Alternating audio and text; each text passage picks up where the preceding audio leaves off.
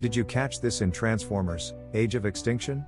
Well, if not, keep a close eye when Oreobot has his arm shot off, and you'll witness something unexpected: Oreos falling out of him.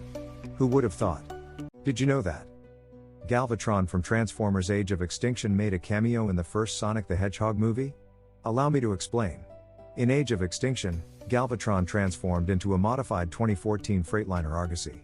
This very same truck was then repurposed, 6 years later, for the 2020 Sonic the Hedgehog movie, with a new paint scheme and a few modifications. Wondering why this happened? Well, when Galvatron turned back into Megatron, the truck was no longer needed. Instead of buying a brand new one, Paramount, the studio behind the Sonic and Transformers movies, decided to repurpose the vehicle to serve as Robotnik's mobile base.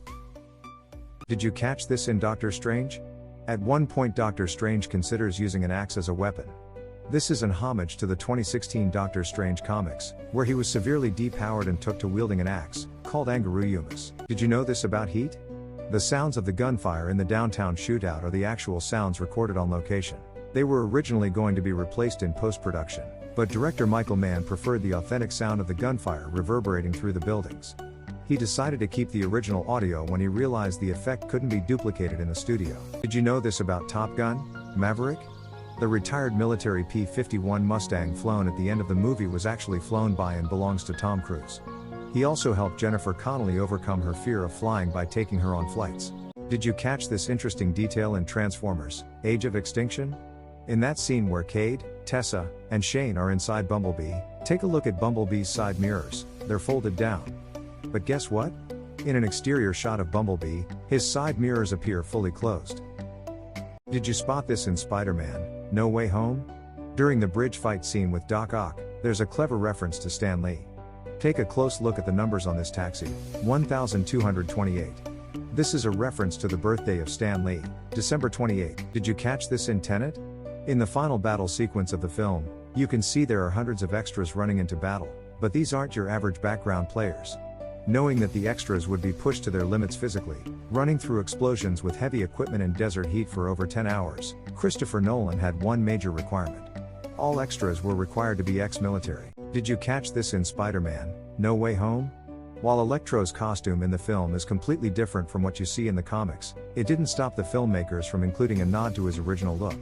As the battle at the Statue of Liberty is set to begin, take a look at the electricity coming off of Electro. It's gone in a flash, but by slowing things down, you can see Electro's original mask appears for a split second. Did you catch this in Transformers: Age of Extinction? In this scene, while Joshua and Harold are talking, you will notice some of the parts of Sideswipe in their side. Did you spot this in Home Alone? The pizza delivered to the McAllister family comes from Little Nero's Pizza. Not only is this a play on the real pizza chain, Little Caesars, but their slogan "No Fiddlin' Around" is a reference to real Emperor Nero, who supposedly played his fiddle as Rome burned. Did you catch this in How to Train Your Dragon? There's a hippo being carried by one of the dragons. If you're a fan of Madagascar, this hippo should look familiar to you. It's Gloria, voiced by Jada Pinkett Smith. Did you see this in Spider-Man: Into the Spider-Verse? You can actually clock Peter B. Parker's healing abilities. Watch his right eye in the scene where he escapes Miles's ties and takes the goober. His eye heals in real time over the span of 2 minutes. Did you notice this in Sonic the Hedgehog? While Sonic is running down the street, he passes a street sign that holds a neat Easter egg. If you zoom in, you can see that this street is called Mega Drive. Mega Drive was the official name of the Sega Genesis outside of North America. Did you catch this in Minions?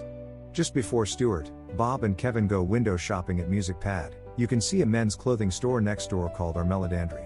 This is a little shout out from producer and CEO of Illumination Studios, Chris Meladandry, to his pops, Roland, who owned a clothing store in NYC. Blink and you'll miss this moment in Iron Man when Tony Stark fires his repulsor. Look closely and you can actually see where the repulsor gets its energy from, as beams of energy move through Tony's chest from the arc reactor to his hand. Did you know this about Minions: The Rise of Gru? Check out the license plate on Gru's mom's car. BNQ 1925. This license number was used on automobiles on the show Person of Interest. On the stolen ATF car in Dead Reckoning, the Honda Reese steals in Trojan Horse, a Chevy Tahoe in Rosgavor, and on Root's car in Nautilus. Did you spot this in Cars 3?